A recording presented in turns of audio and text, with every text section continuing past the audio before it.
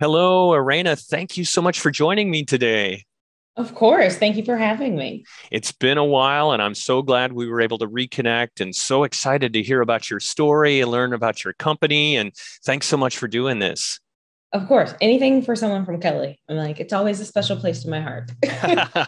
Well, great. Thank you. So let's talk about your company, Hooky Wellness. And I'd love to hear, and our listeners would love to hear more about you and your story and what led to the idea to start your own company. Yeah, I can tell you it was a surprise. I didn't expect to go on this path. Sort of wish I had taken those entrepreneurship classes at Kelley, but figuring it out with the background that I do have. But I'm the founder and CEO. I call it actually the HABC, the Head Anti-Burnout Champion, at my company, Hooky Wellness. Like, yes, play hooky. At Hooky, I'm building a comprehensive burnout relief support system for professionals in high performance, high stress environments. Yeah, who doesn't need that right about now? Mhm. I actually started on this journey about 4 years ago. So backing up a little bit into my path. So I'm originally from Detroit. So grinding, hustling, all of that stuff is deeply in my DNA. I come from a very blue collar family from the city, and so I started to, it's always been a big thing. Academics, working hard, building up my professional acumen has been one of the biggest, most important things for me. So I went and got my MBA from the Kelley School of Business and was able to build an amazing career in workspace design, where I worked in office furniture. I worked in CPG, Nestle, building some of the world's biggest brands. I worked at startups, building some of the world's smallest brands, and also spent some time in the tech industry at Intuit. And so had an amazing opportunity to experience different things, different people, workspaces of different sizes. And about 4 years ago, I also got the wonderful opportunity to experience burnout. And so for me, I was like blindsided, primarily because it was a situation where working harder wasn't working. And for Mm. someone who is just like, oh, I'm just going to work, I'm going to work, I'm going to grind, I can figure it out. The fact that working was the last thing I should be doing. And so I didn't grow up in a household talking about mental health, wellness, none of that. We talked about working. That is what you do. And when you're tired, you take a little break, but then you go back to working. And so it was all new to me. And I knew that therapy was something. So that was like the first step. I was like, okay, maybe I just talk to someone to help. But um, while amazing, it has its fair share of challenges in the system and the process to get the support that you need and understand what it is, where to go, who to talk to. And so I was going down that wonderful friction filled path of securing support. And then I was in the experience of life lifing, is what I call it. So my version of life lifing was moving across the country a couple times with my husband as we managed dual household, dual careers. It was dealing with an aging, ailing parent as my father had his battle with cancer. It was dealing with this internal shifting of who do I want to be when I grow up and what do I want to do and how do I want to do it. And really what was the impetus of all that, or what's happened with all that, is that I was just in the depths of burnout. And so while I was trying to figure out the therapy part, I was like, well, what I do in my career is I create brands. I worked a lot in innovation. I was like, I know how to create a new concept. I know how to build a brand from unmet needs. And I have an unmet need. So I literally started taking the tools and the templates that I used in my day job. So things from design thinking, things from brand building. And I was like, well, how do I create a new concept for self? What's my new concept? What is my unmet needs? What are my deep insights? And so I started to use the tools and the systems for design thinking to help myself manage out of burnout. And then I also surrounded myself in the world of mental health and wellness. And so I got my therapist. I started understanding coaching. I started understanding wellness modalities. I joined the mental wellness initiative at the Global Wellness Institute to like be immersed in the world of wellness and the newest research to understand what works, what does it do. And so from that, I quickly opened my eyes and realized I was far from alone. And that burnout was impacting everybody. So Quick stat. So before the pandemic, there was a study by Deloitte, and 77% of professionals were reporting dealing with burnout. And when you looked at millennials, it was actually 85%. Wow. Yeah. And this is before the pandemic. And then the pandemic came and poured gasoline on everything. So I started on this journey because of my own personal need. And then I continued and turned it into a life mission to really help those around me get the support that they need when they need it most, to not feel stigmatized and shame with it. Because as you can tell by those stats, it's happening to pretty much everyone at some stage. Helping people understand that it's a condition of a situation and not a condition of failure. With Hooky, I support organizations and individuals. So I have a comprehensive relief menu that goes everything from workshops from your own burnout snapshot and battle plan, like what is going on, and here are some recommendations of what you can do about it. Well-being concierge team, so giving you perspective, unbiased suggestions and direction on support. There's other wellness immersions and experiences. So really just building out a comprehensive menu of how to help people understand where they are, how they got there, and get them on to where they're going. So that was a lot, but Hooky Wellness is all about taking a break. So trying to help more people do that. Fantastic. And thank you for sharing all that with me. So in a more general sense, how do we avoid burnout, Erayna? What would you recommend? And now that the pandemic has probably helped us recognize the need for addressing burnout, what are some strategies, just some tips that you could share with us today to help to either avoid it or at least recognize it? Absolutely. It really took for my therapist to put me on timeout to start to pay attention to what was going on with me, and to say, oh, wait, I have to do something differently. It wasn't like, oh, this is what it is, I'm going to sit down. I still was working even within my break. I actually took leave. And in that first week went to therapy, and she was like, how's it going? I proceeded to say, I put down my day laptop and picked up my Hooky evening laptop. My therapist said, that's not what we're here for. You need to recover. You need to use this time for reprieve and break. And that's truly how you start to unpack and process a burnout experience. When it comes to what can you do about it, the number one thing is to start to recognize it. Prevention is key. And being able to recognize the early warning signs for yourself is huge. The challenge with that, and one of the biggest challenges with burnout, is that it is personal and complex.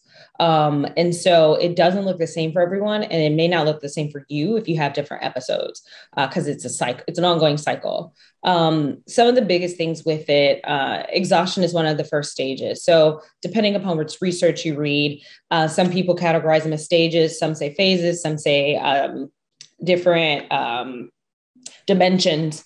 So it depends on which white paper you're reading. They're all over the place, but in general, the first thing, a warning sign, is exhaustion. So it's not just a matter of being tired. It's like, no matter how much sleep you're getting, you're not feeling rested. And then you start to neglect some of your basic needs, which creates this cycle that can quickly escalate. And then one of the biggest things is the natural reaction to starting to deal with burnout is to work harder, because your professional efficiency or efficacy is going down. So you're working longer and longer hours. But that is a sign. So when you're starting to see the more hours you put in, the less you produce, that is a warning flag for burnout, and the fact that you actually should be taking more breaks. You should be doing things that help your brain connect and talk in different ways, rather than just doubling down on work, because it can put you into this negative spiral. So those are some of the very early warning signs. But typically people wait to say, oh, this might really be burnout or something more. They wait until it impacts their mental and emotional health, because burnout is a physical, mental, and emotional impact. But people typically overlook all of the early signs and say, I'm fine. This is just life. We're good. It'll go away on its own. But paying attention to those things that I noted are the things that can really help us get ahead of it, so that you can maneuver and make the different shifts in your life to help you reduce or mitigate escalation. Great points. Thanks, Erayna. So when you think about the implication of addressing burnout, I mean, that's a global issue, Yeah. right? Are you seeing any trends as you read the literature and develop your own strategies within your company as far as are you seeing certain parts of the world needing this support more? We Americans, I would guess, right, could use it pretty significantly, Yeah, most given our take on what success needs to have, right, to get there. Any thoughts about that and the global implications of addressing burnout? Yeah, so you're absolutely right. Burnout is a global epidemic. It is not just unique to America. We have our unique spin on it with some special nuances, but it is happening around the world. Now, some cultures are already doing things or have some systems in place that can offset it. By simple nature of the fact that Europeans take vacation and a holiday, and when they're on it, they respect their time off. Or their the separation between work and home and have reasonable working hours. Those are things that you can constantly like dismiss, but those are things and systems and structures that help to mitigate burnout conditions. Now, what has happened over the past couple of years is that organizations are looking at their benefits, their resources, their structures, their policies, and reorganizing in a way that is more employee friendly. So there are some interesting and amazing things that are going on. There are also some ongoing challenges that exist. So organizations that are doubling down on their benefits, that's great. But there continues to be a challenge that employees aren't using them. So EAP programs are at over 70% of US-based organizations, yet they continue to have single-digit utilization rates. But that's in large part due to the continued stigmatization of mental health, which we're doing great things there. And the fact that celebrities, entertainers, business leaders are talking about it and creating a personal connection to it and making it just a part of life. But people are overwhelmed and they just are so used to grinding that they don't make time to figure those things out. So there's a continued gap in awareness and understanding, and especially understanding that it can be used preventatively. With a lot of clients, and really a lot of research that I did, people were saying, I'll deal with it when it's bad enough. But that's also indicative of how we look at our systems. When you think about our medical system, we look at it as a matter of, I need to fix what's broken instead of looking at it from more of a preventative approach. So that is like a major gap in opportunity in general in this space, because once people are dealing with burnout, especially late stage or deep burnout, that is where it really calls for people to stop working for periods of time, to do deep introspection, to have a complete shift of everything. Those are the things we need to avoid. And so how can we work in partnership between organizations, managers, and the individuals to get us to a place where people can have clarity of thought, understanding their personal value system and how it aligns with the organization, creating and enforcing their own set boundaries. So there's structural shifts in orgs like the no working days and trying to actually create them and hold to those rather than not packing the same amount of work into 4 days. That doesn't help anybody. Opening up conversation in the workplace is a big thing. So there's a lot of organizations that are creating discussion groups that are bringing in mental health and wellness resources and support, bringing in coaching, helping with career pathing. So those type of systems and shifts are what we're seeing in the workplace. It's going to be an ongoing challenge because there are changes at a systemic, collective, and individual level. So we need all of the things to turn at the same time. But there's a lot of us working in this space with this is our mission and our goal. So I remain cautiously optimistic.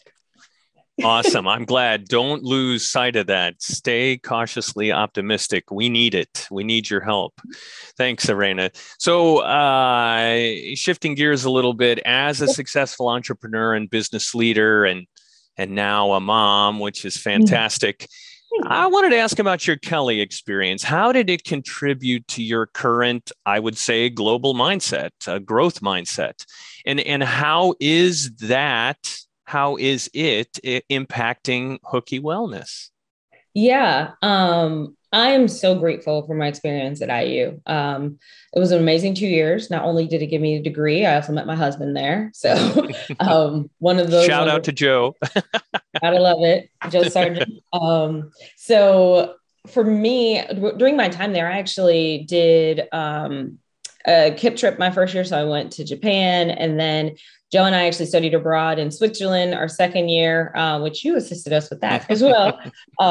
So with that, it just opened my mind up and eyes open to the global business world and how everything is so interconnected and how different cultures function and things that we can learn and grow from each other and share. So when it comes to the impact of Kelley and the global mindset on the business, like everything that I learned at Kelley truly is the foundation of how I think and how I do business. For me, and a big value of the organization that I'm building is collaboration. And that was one of the things that I appreciated most about the program is that it really wasn't competitive. Even those of us who were in the same major, we were helping each other study for interviews, prep for interviews, because what isn't for me might be for you, and what's for you isn't for me. So how is it that we should work together? Because we can all find our ways to the top or wherever we want to go.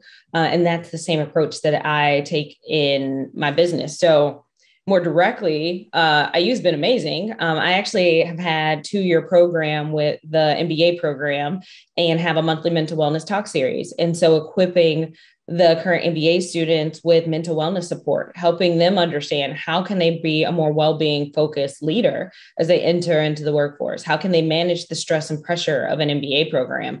So all those things that I wish I'd had, and bringing it into a place that is safe and set up for learning to get them prepared to go into that workforce and make even bigger change and create the conditions that we all deserve. So Kelley has been an amazing champion and client of mine over the past 2. And then a lot of my alum partners, alum and peers, they've been amazing. And I've worked with their organizations and supporting their teams as well. So actually talking to a peer and talking about programming with Accenture. I've been working with peers and I work with organizations like Google and Moët Hennessy, Deloitte, as well as some smaller brands that my peers are leading. And so it's been an amazing network that continues to provide opportunities, even in the world of entrepreneurship. Fantastic. Thanks, Erayna. I appreciate it so much. Well, I want to be cognizant of your time and just one last question. So tell me about some aspirational goals for Hooky Wellness. What else do you hope to achieve in the next 5 years for your company? Oh, goodness. So my mission with Hooky is to take the burden out of burnout and empower workplace champions to perform. And I really have a vision of being the pacemaker for this marathon of life and helping professionals in high performance environments understand that they can change their pace, understand that they can reset their goals if needed. And if they don't want to reset their goals, how do you create a more sustainable pace or create a set for sustainable performance?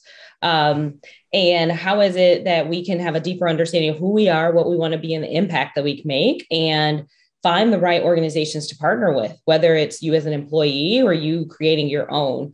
So with Hooky, as I was saying right now, I've really been supporting workplaces. So B2B support. I'm in the process of rolling out some direct to consumer, so some B2C support. And as a consumer marketer, like that's where my heart is always at.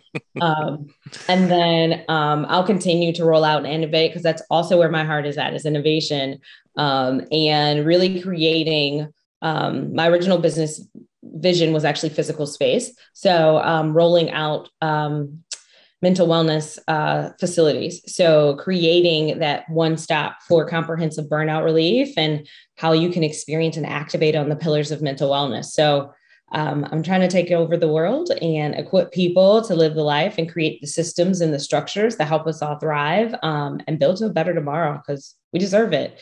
We need to do better. And we know how to do it. We just need some help to get there. Oh, I like that so much, Erayna. Thank you. And I'm sure our listeners will like that very much as well. So good luck with achieving all those goals and good all the best with your growing family. Thank you so much for speaking with me today. Awesome. Thank you so much. And if anyone's ever looking for burnout relief for themselves or for their team, they can always look up Hooky online. So it's Hooky Wellness, HOOKY, wellness.com.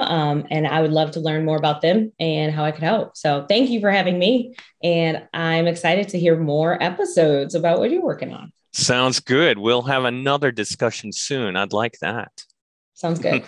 Bye, Erayna. Thanks. Bye. Bye-bye.